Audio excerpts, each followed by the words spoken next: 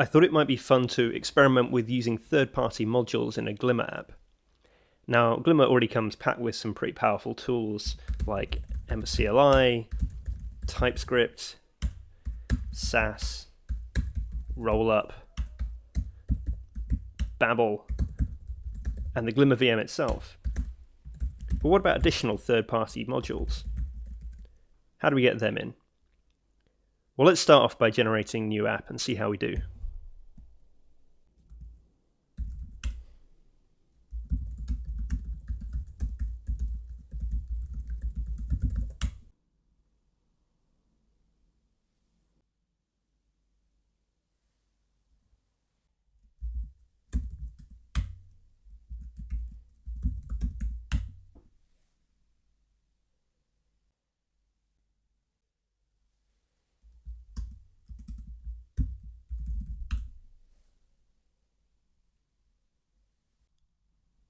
Great, our app is booted.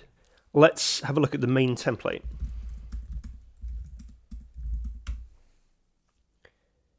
Now this could really use some styling, and my tool of choice for that is tachyons. If you're not familiar with tachyons, it's a kind of novel way of working with CSS, and what it provides is a set of extremely constrained and focused classes. You end up doing most of your work in HTML. Anyway, I won't rhapsodize about why tachyons is so good here. Let's just assume that we want to use it and see how we do that. Let's open up our main component template.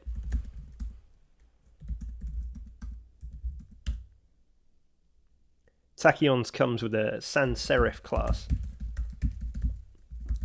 We want to use that on this whole component.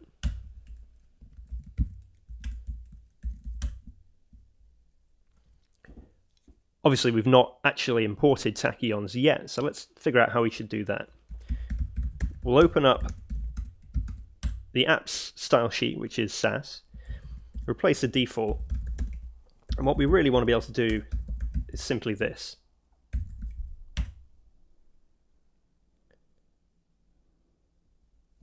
Now that throws a fairly straightforward build error because, of course, tachyons isn't even in the project yet. So let's install tachyons with yarn. We'll stop the server.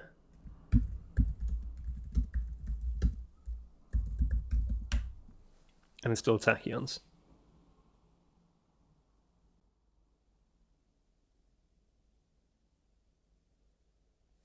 Okay, let's reboot the server and see how we're doing.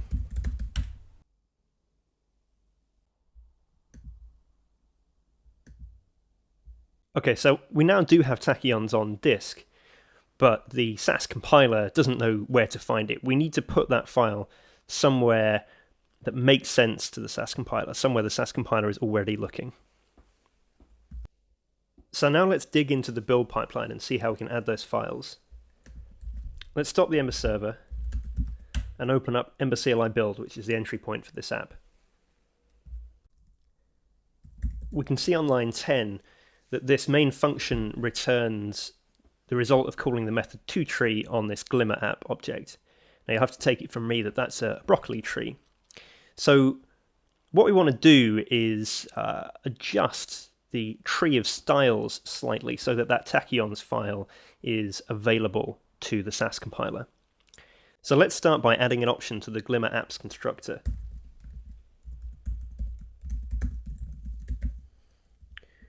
What we're saying here is, rather than using the default styles tree, we want to pass in our own.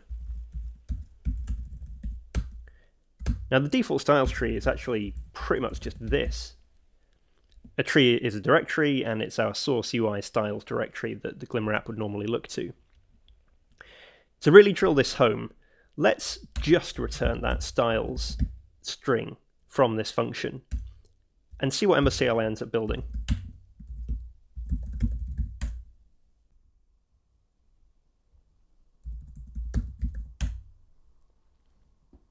What we see in dist here is exactly the contents of source UI styles.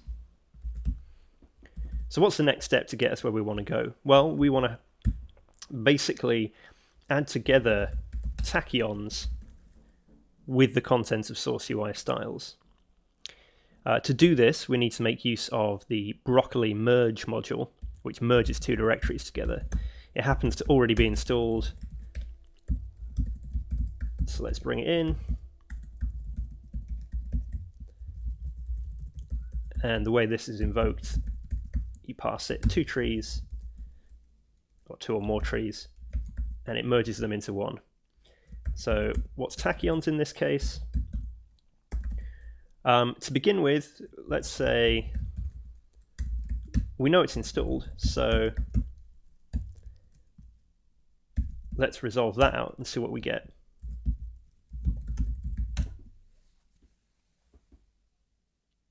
We get an error. Let's see why. eno.dr, not a directory. Why are we getting this? Well, let's see what this tachyons here actually is.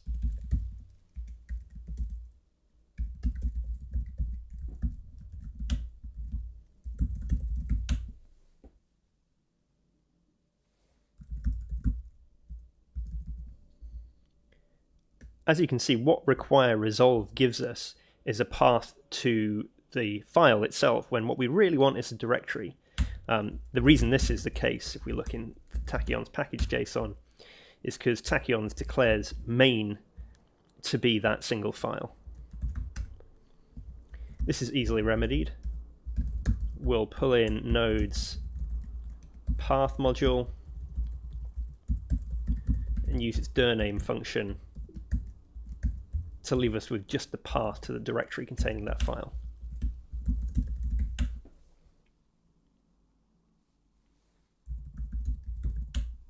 Okay, now we have our app SaaS, and alongside it in the same directory, the contents of this tachyons module, so tachyons CSS and tachyons min CSS.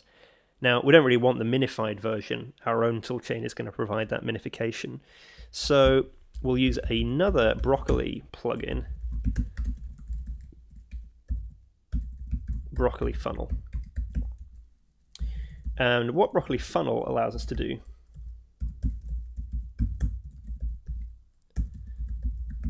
it takes an input tree and provides options for filtering, moving, generally slightly transforming the output to more what you want. So we just want tachyons.css, that single file all by itself. Run ember build again.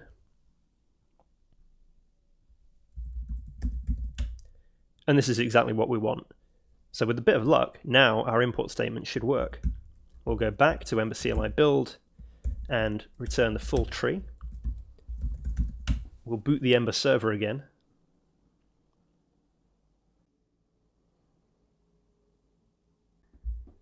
Reload our app.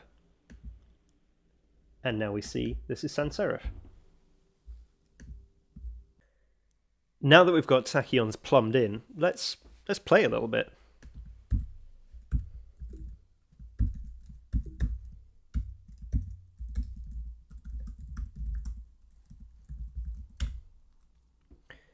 So let's add a bit of padding.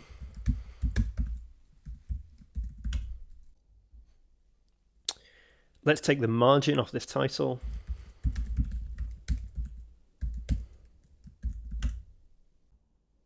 Perhaps make it some kind of light blue color. And maybe add a border.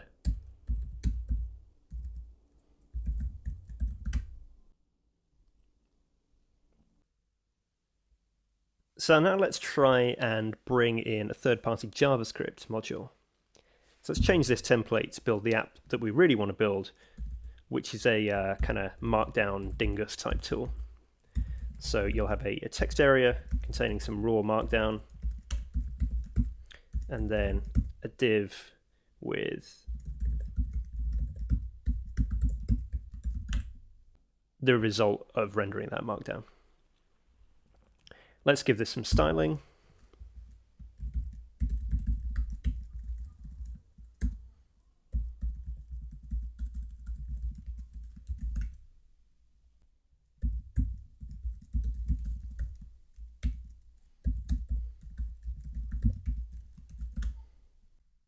I think we could probably do the little padding as well.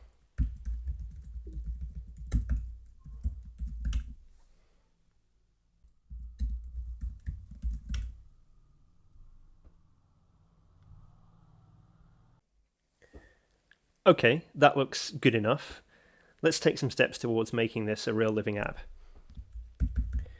We'll replace this hard-coded stuff here with a property we'll call MD, and we'll replace this hard-coded stuff here with a property we'll call HTML, only this one, because it's raw HTML we want the browser to really render, we'll use the triple mustaches. More dangerous, but in this case, it's what we have to do. Okay, now let's add the corresponding component code.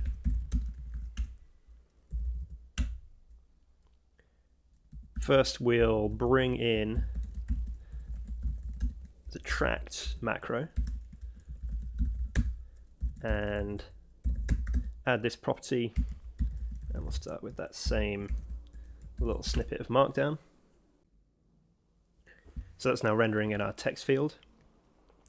For the HTML, this is a tracked property derived from MD, and for the moment let's just return MD and make sure it ends up in the right place. And it does. Now let's make typing actually do something.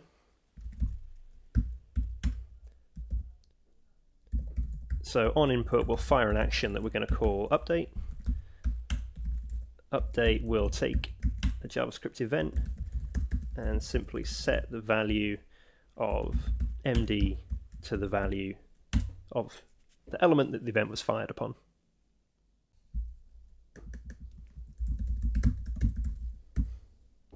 And that's working like we expect.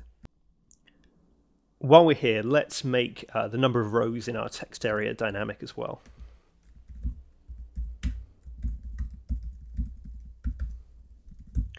So rows can be another property derived from the value of MD. This time we're going to take MD, split it on new lines, and return the length, so the number of lines in that value.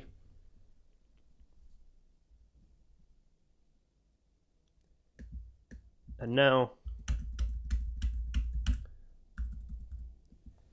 the text area grows and shrinks as we type. So now we actually have to take that raw markdown and render it into HTML. Now to do that, we can use a package called Common Mark. And for my taste, this is one of the nicest markdown libraries you'll find in Node at the moment. So you use it like this. Make a parser, a renderer, parse the input string with the parser, render the HTML with the renderer. So how will we use it in our component? Let's return to our app.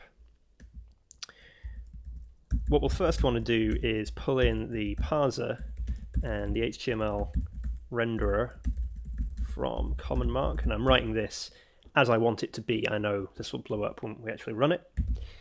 In our function here, we will first get they call it reader. We'll get reader. We'll create a writer, new HTML renderer. The parsed markdown as a result of running parse on this MD, and the result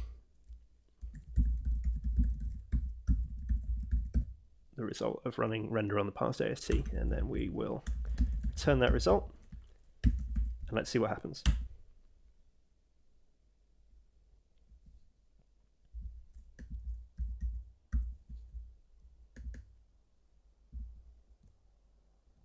Okay, could not resolve Common Mark, and that's no great surprise as we've not installed it yet. Let's try installing it and see what happens.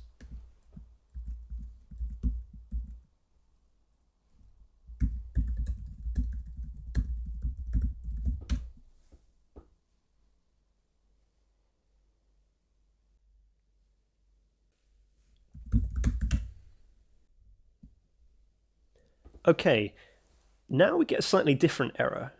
It says parser is not exported. by node modules, common mark lib index.js. Now this is actually an error from rollup.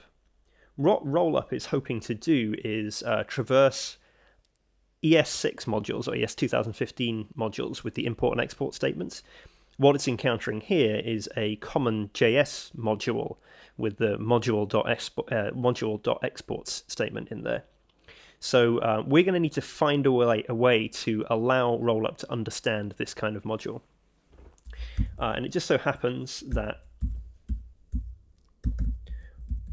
rollup comes stocked with many different kinds of plugin, and one of them allows it to traverse into and through common JS modules. So you'll see the usage here is that in rollup's configuration in the plugins array, you give it a common JS config object. So let's see if we can do that. Let's shut down this server, and we will first add rollup plugin common.js. I'm going to go up here and open our ember.cli build file.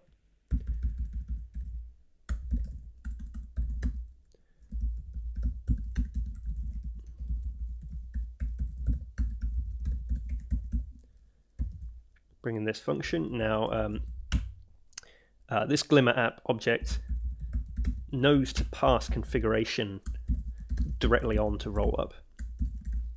So we can simply do this here. Let's boot our server back up, return to our app, and see how we've gotten on. Okay, a new build error. This one not quite so easy to understand, so let's have a look at the raw source output here.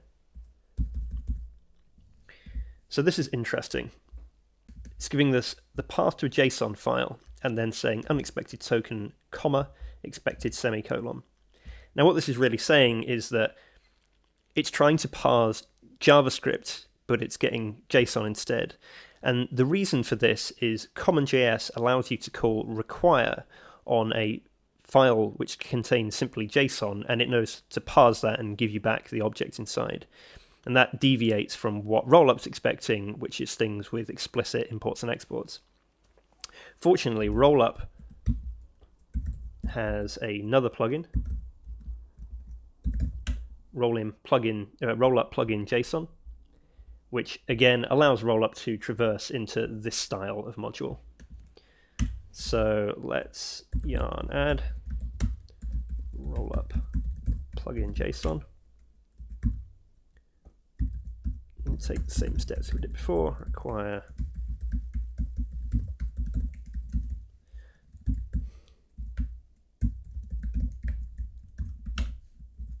and reboot our server.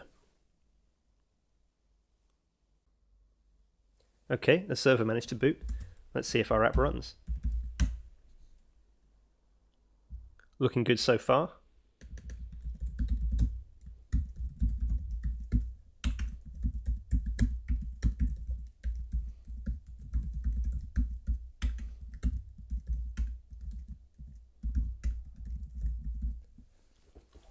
Okay, that works, and with minimal extra configuration. Let's have a look at the sum total of that change.